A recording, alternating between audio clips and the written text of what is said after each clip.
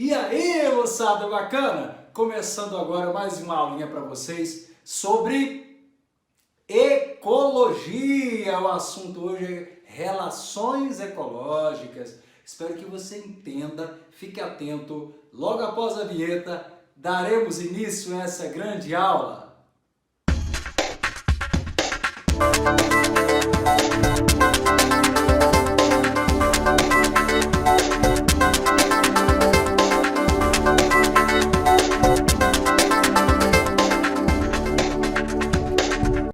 Hoje nós vamos falar de relações ecológicas e, é claro, é necessário entendermos alguns conceitos básicos. Por exemplo, relações intraespecíficas são aquelas que ocorrem entre seres de mesma espécie. Então, todas as vezes que a relação estiver ocorrendo entre seres de mesma espécie, nós falamos que ela é intraespecífica. Ao contrário disso, se a relação ocorre entre espécies diferentes, ela é chamada de interespecífica. Então, o termo interespecífico é utilizado para relações onde envolve espécies diferentes, tá bom? Relações harmônicas. Relações harmônicas são aquelas relações onde não há prejuízo, somente benefício, tá? Então, aqui nós temos uma relação onde não tem prejuízo, tá? Desarmônicas, aí sim, desarmonia. Desarmônica, aí nós temos a relação que realmente tem prejuízo. Pelo menos um dos envolvidos é prejudicado. Aqui na harmônica, pelo menos um dos envolvidos é beneficiado e o outro não é prejudicado, tá bom? Aqui nas relações harmônicas e desarmônicas já entendemos. Vamos direto agora para as relações harmônicas intraespecíficas, aquelas que ocorrem entre seres de mesma espécie. Vamos lá. Então, primeiro que nós temos é colônia. Muito bem, esse tipo de relação harmônica intraespecífica é também sinalizada positivo-positivo. O que significa? Significa que ambos são beneficiados, ou seja, que não tem prejuízo, uma vez que ela é harmônica. Fisicamente unidos. Olha que interessante.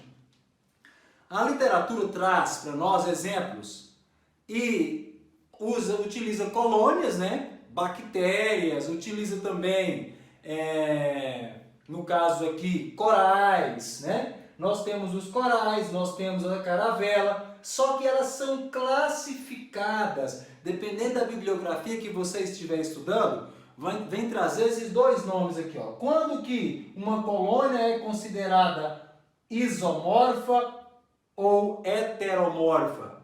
Se na colônia os indivíduos todos que estão lá são da mesma espécie, tá? Os indivíduos que estão lá de mesma espécie, porque se trata de relação intraespecífica, não há divisão de trabalho, todos eles fazem a mesma coisa, têm a mesma profissão. Se esses indivíduos assim comportam, eles são chamados então de colônia, classificada como isomorfa ou isotípica. Iso é de igual forma, de igual tipo, tá? Então, peraí, se são semelhantes, se tem funções semelhantes, não há divisão de trabalho, todos fazem a mesma coisa, ela é chamada então de isomorfa, isotípica. Exemplos, corais, tá? Também bactérias. Agora, interessante, heteromorfa, hétero de diferente.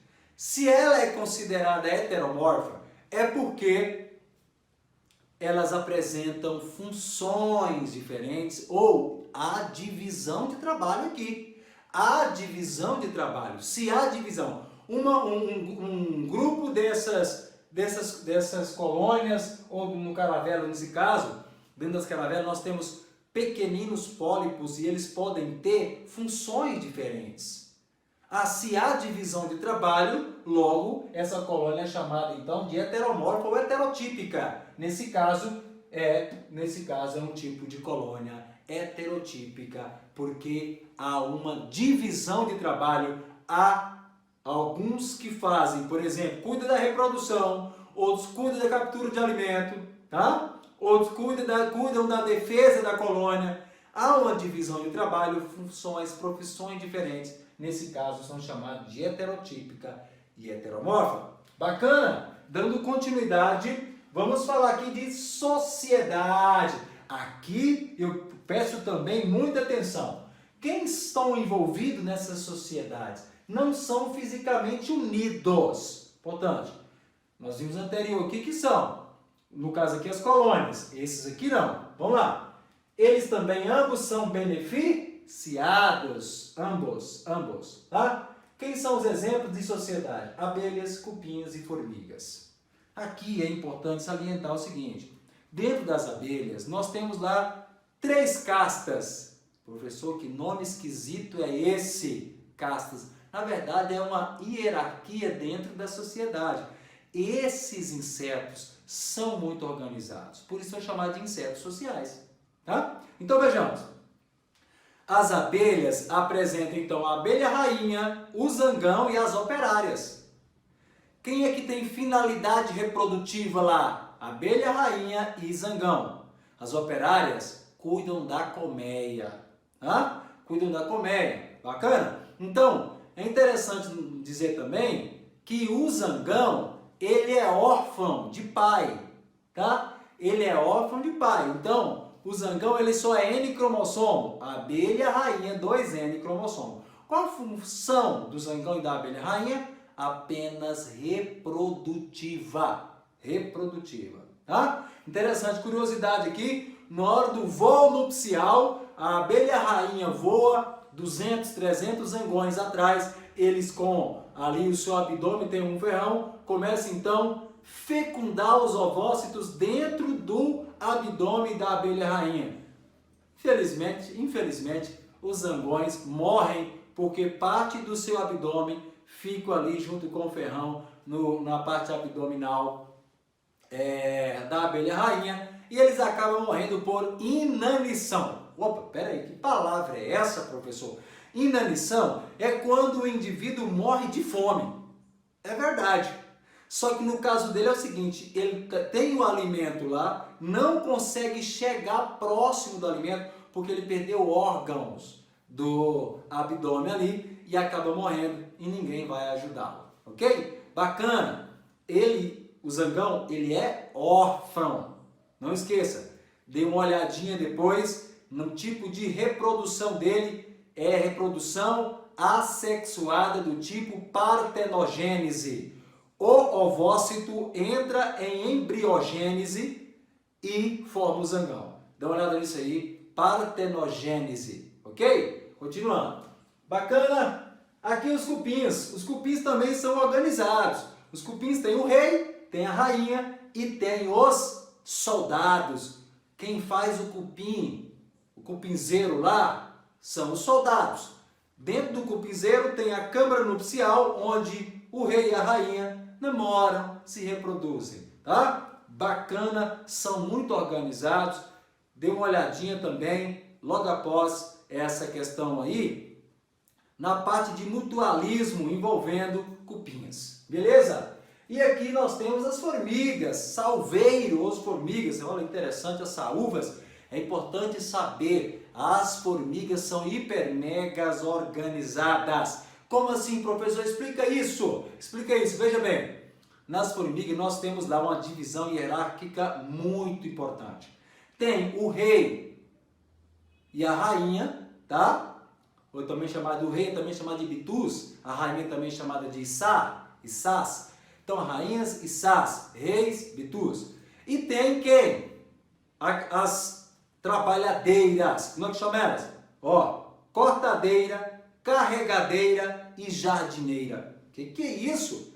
Essas formigas aqui, cortadeira, uma só corta, outra carrega e a outra cuida da alimentação dentro do formigueiro. Porque uma vez que as folhas estão dentro do formigueiro, lá, devido ao calor, elas se transformam em fungo e as formigas se alimentam de fungo. Elas são muito organizadas. Então você imagine que aqui tem um formigueiro, logo, claro, elas cavam, vão o mais profundo possível, depois ficam bem próximo que da crosta terrestre. Olha que interessante, olha a inteligência. A água entra, vai lá no fundo e começa a subir contra a gravidade. A casa está bem próxima aqui da lâmina terrestre aqui, onde a água não vem para atingir. É muito organizada as formigas, tá certo? Então, elas têm essa divisão hierárquica e são muito organizadas. Dê uma olhada aí nas formigas, também chamadas de saúvas, beleza? Vamos lá, continuando, relações interespecíficas agora, ó. Acabamos as relações intraespecíficas, aquelas que ocorrem entre seres de mesma espécie. Esquece não. E aqui agora, relações interespecíficas, aquelas que ocorrem entre seres de espécies diferentes. Vamos lá, harmônicas também, nós estamos falando só de harmônicas, ou seja, só relações que têm benefício, não tem prejuízo, tá? Vamos lá. Então aqui nós temos o primeiro, mutualismo. Esse aqui cai, toda prova cai. É incrível, tá? Lembrando para você, hein? Ecologia é o principal conteúdo de biologia nas provas e concurso. Abre o teu olho, vai estudar. Olha aqui comigo. Mutualismo, ambos beneficiados. Olha aqui, ó, mais. Ambos beneficiados. Continuando. Ele pode ser classificado em optativo, também chamado de protocooperação. Tá? Olha aí, presta atenção. Optativo, também chamado de protocooperação. Ambos são beneficiados. Nesse caso aqui, o optativo, também chamado de protocooperação, eles não têm dependência entre si. Olha aqui, as duas espécies não dependem uma da outra. Exemplo, pássaro, palito e crocodilo. Imagina, não sei se você já viu, mas o crocodilo ele terminou de fazer a sua refeição, comeu ali, etc. O pássaro palito vem, pousa ali praticamente dentro da boca dele e começa a catar, comer os restos de alimentos ali nos dentes, na boca do crocodilo. E o crocodilo não come o pássaro. Verdade. Olha que interessante. O pássaro palito está sendo beneficiado e o crocodilo não está sendo prejudicado. Olha que interessante, hein? Vamos lá. Optativo. Mais um exemplo. Você está passando, viajando, você fazendo aquela viagenzinha e tal, de repente olha para o seu lado direito e esquerdo, vê pastaria, muito gado, cavalos, e de repente vê sobre um animal vários pássaros. O que é aqueles pássaros? Principalmente João de Barro, Bem-te-vi, Anu. Peraí, o que esses pássaros estão fazendo aí em cima desses animais, desses mamíferos? Verdade? Eles estão ali para comer carrapato, é verdade. Agora eu te pergunto, se o Bem-te-vi, o João de Barro, o Anu, deixar de comer o carrapato, ele morre? Não morre. Ele só come carrapato? Não. Agora, se o pássaro deixar de comer o carrapato, o boi morre? O cavalo morre? Não. Então, ambos são beneficiados, mas não têm dependência. Olha que legal. O cavalo está lá com o carrapato, o Bem-te-vi vem, bica, come o carrapato. O cavalo, obrigado. O Bem-te-vi também, muito obrigado. Por quê? Porque o Bem-te-vi está sendo beneficiado comendo o carrapato. E o cavalo foi beneficiado porque se livrou do parasita. Ambos são beneficiados, porém não têm dependência. Bacana? E esse é o optativo, mutualismo obrigatório. É o que nós vamos falar agora. Veja bem, Esse é não obrigatório optativo, também chamado de pró-cooperação. Mutualismo obrigatório. Mutualismo obrigatório, queridos, já está dizendo a dependência entre as espécies envolvidas. Tá? Depende. Se um deixar de ajudar o outro, eles morrem. Comigo. Olha aqui. Exemplo, líquens. A associação de microalgas com os fungos é chamada de líquens. Fungo e algas, os dois se juntam para formar os líquens, tá? O que acontece? A alga realiza fotossíntese, ela tem clorofila, realiza fotossíntese e dá para o fungo o quê? Glicose. Alimenta o fungo de açúcar, de glicose. Em contrapartida, o fungo alimenta a alga com água e sais minerais. Ambos são dependentes. Mais um exemplo, vamos lá. Um outro exemplo é o do cupim com o protozoário.